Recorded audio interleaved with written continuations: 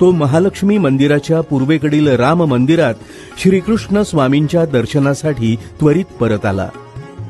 परंतु श्रीकृष्ण स्वामींचे त्याला दर्शन झाले नाही.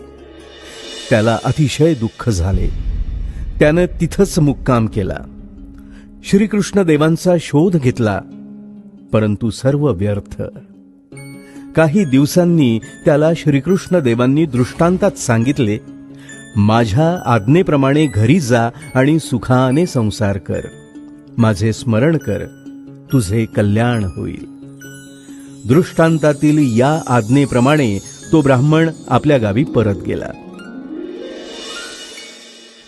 त्या काळी करवीरात फडणीस नावाचा एक श्रीमंत गृहस्थ राहत होता.